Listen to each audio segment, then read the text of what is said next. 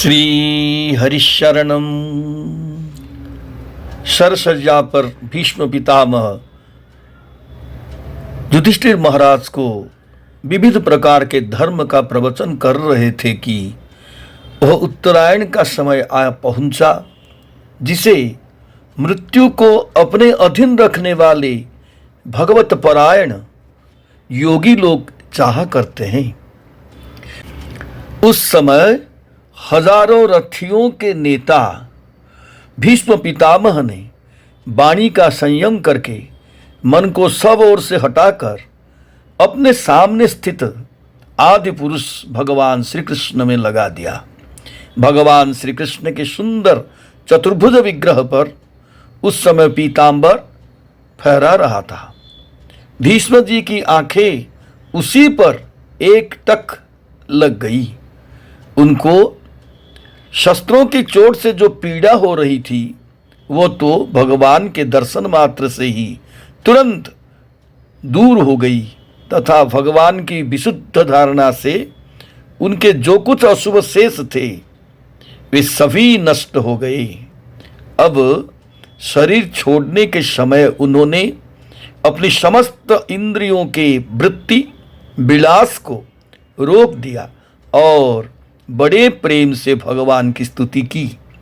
भीष्म जी ने कहा, अब मृत्यु के समय मैं अपनी यह बुद्धि जो अनेक प्रकार के साधनों का अनुष्ठान करने से अत्यंत शुद्ध एवं कामना रहित हो गई है, यदुवंश शिरोमणि अनंत भगवान श्री कृष्ण के चरणों में समर्पित करता हूँ, जो सदा सर्वदा अपने आनंदमय स्वरूप में स्थित रहते हुए ही कभी विहार करने की लीला करने की इच्छा से प्रकृति को स्वीकार कर लेते हैं, जिससे यह सृष्टि परंपरा चलती है। जिनका शरीर त्रिभुवन सुंदर एवं श्याम तमाल के समान सांवला है, जिस पर सूर्य रश्मियों के समान श्रेष्ठ पीतांबर लहरता हुआ दिखता है और कमल सदृश मुख पर घुंघराली अलकें लटकती रहती हैं, उन अर्जुन सखा श्री कृष्ण में मेरी निष्कपट प्रीति हो।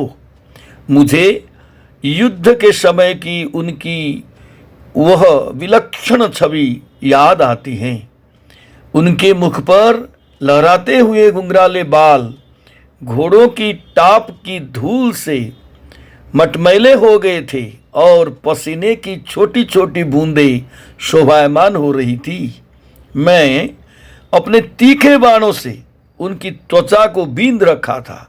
उन सुंदर कवच मंडित भगवान श्री कृष्ण के प्रति मेरा शरीर, अंतःकरण और आत्मा समर्पित हो जाए। अपने मित्र अर्जुन की बात सुनकर जो तुरंत ही पांडव सेना और कौरव सेना के बीच में अपना रथ ले आए और वहां स्थित होकर जिन्होंने अपनी दृष्टि से ही शत्रुपक्ष के सैनिकों की आयु छीन ली, उन पार्थ सखा भगवान श्री कृष्ण में मेरी परम प्रीति हो। अर्जुन ने जब दूसरे कौरवों की सेना के मुखिया हम लोगों को देखा, तब पाप समझकर वह अपने स्वजनों के वध से विमुख हो गया। उस समय जिन्होंने गीता के रूप में आत्मविद्या का उपदेश करके उसके सामयिक अज्ञान का नाश कर दिया, उन परम पुरुष भगवान श्री कृष्ण के चरणों में मेरी प्रीति बनी रहे। मैंने प्रतिज्ञा कर ली थी कि मैं श्री कृष्ण को शस्त्र ग्रहण कराकर ही छोड़ूंगा। उसे सत्य एवं ऊंची करने के लिए उन्होंने अपनी शस्त्र ग्रहण न करने की प्रतिज्ञा तोड़ दी। उस समय वे रथ से नीचे कूद पड़े और सिंह जैसे हाथी को मारने के लिए उस पर टूट पड़ता है, वैसे ही रथ का पहिया लेकर मुझ पर झपट पड़े। उस समय वे इतने वेग से दौड़े कि उनके कंधे का दुपट्टा गिर गया और पृथ्वी कांपने लगी। मुझ आतताई ने तीखे बाण मार मार कर उनके शरीर का कवच तोड़ डाला था, जिससे सारा शरीर लहूलुहान हो रहा था। अर्जुन के रोकने पर भी वे बलपूर्वक मुझे मारने के लिए मेरी ओर दौड़े आ रहे थे। वे ही भगवान श्री कृष्ण जो ऐसा करते हुए भी मेरे प्रति अनुग्रह और भक्तवत्सलता से परिपूर्ण थे, मेरी एकमात्र गति हो, आश्रय हो।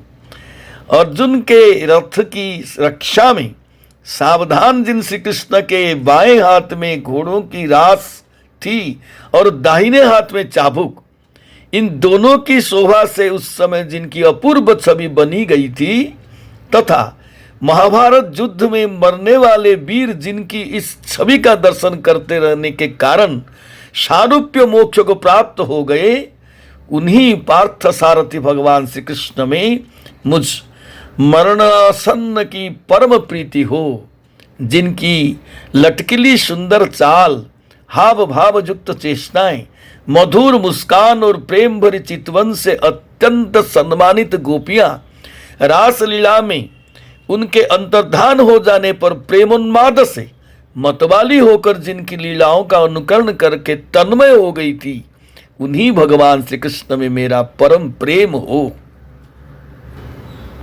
जिस समय युधिष्ठिर का राजसूय यज्ञ हो रहा था, मुनियों और बड़े बड़े राजाओं से भरी हुई सभा में सबसे पहले सबकी ओर से इन्हीं सबके दर्शनीय भगवान श्री कृष्ण की मेरी आंखों के सामने पूजा हुई थी। वे ही सबके आत्मा प्रभु आज इस मृत्यु के समय मेरे सामने खड़े हैं। जैसे एक ही सूर्य अनेक आंखों से अनेक रूप में दिखते हैं, वैसे ही अजन्मा भगवान श्री कृष्ण अपनी ही द्वारा रचित अनेक शरीरधारियों के हृदय में अनेक रूप से जान पड़ते हैं।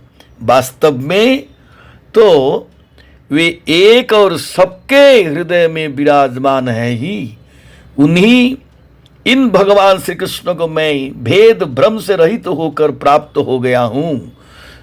सूत जी कहते हैं, इस प्रकार भीष्म पितामह ने मन, वाणी और दृष्टि की वृत्तियों से आत्म स्वरूप भगवान श्री कृष्ण में अपने आप को लीन कर दिया। उनके प्राण वहीं विलीन हो गए और शांत हो गए। उन्हें अनंत ब्रह्म में लीन जानकर सब लोग वैसे ही चुप हो गए जैसे दिन के बीत जाने पर पक्षियों का कलरव शांत हो जाता है। जय श्री कृष्ण। बोल भक्तवत्सल भगवान की जय। श्री भीष्मोवाच इति मतिरुपकल्पिता वितृष्णा भगवति सात्वत पुंगवे विभूनि स्वसुखमुपगते क्वचित् विहर्तुं प्रकृतिमुपेयुषि जद्भव प्रवाह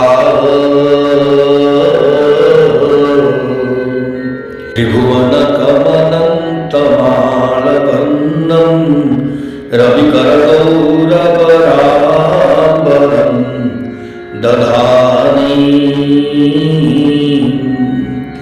बपुरलककुलावृताननाब्जं विजयसखीरतिरस्तु मे नवद्या युधितुरगरजो विधूम्रभीष्व कतलुलितश्रमवार्यलं कृतास्ये मम निशितशरी विविद्यमान त्वचिविलसत्कवचेस्तु कृष्ण आत्मा सपदि सखीवचो निशम्य मध्ये निजपरयोर्बलयोरथं निवेश्य स्थितवती परसैनिकायुरज्ञा कृतवती पार्थ सखेरति ममास्तु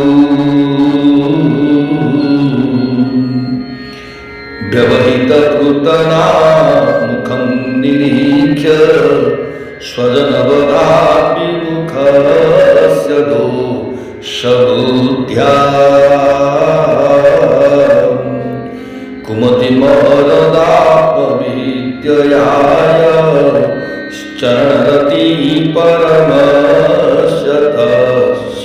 मेस्तु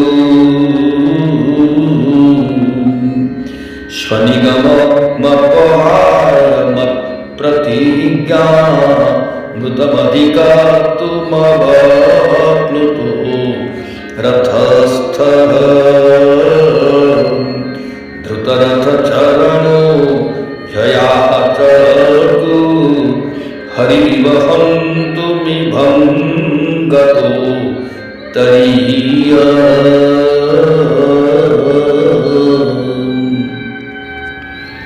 शितविशिखतो विशीर्णदंसः क्षतजपरिप्लुत आतता इनोमि प्रसभमभिससारवद्बधार्थं स्वभवतु मे भगवान् गतिर्मुकुन्दः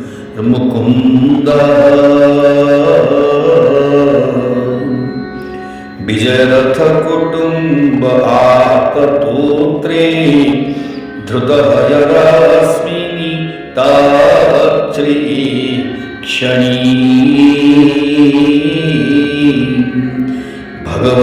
भगवतीरतिरस्तु मे मुमुर्षो यमिह निरीक्ष्य भता गता स्वरूपम्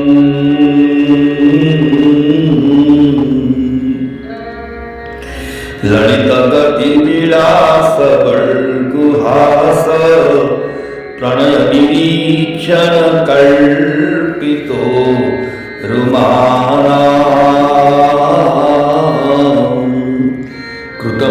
कृतमनुकृतवत्य उन्मदाङ्घा प्रकृतिमगं किल यस्य गोपबध्वः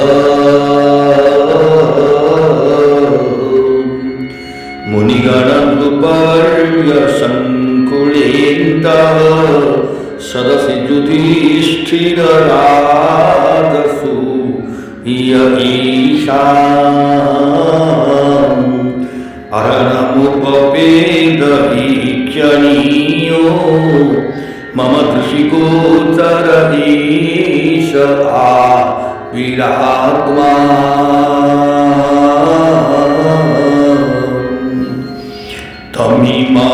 तमिममहमजं शरीरभाजां हृदि हृदि धिष्ठितमात्मकल्पितानां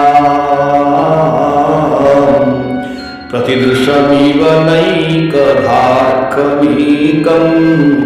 समधिगतोऽस्मि विधूत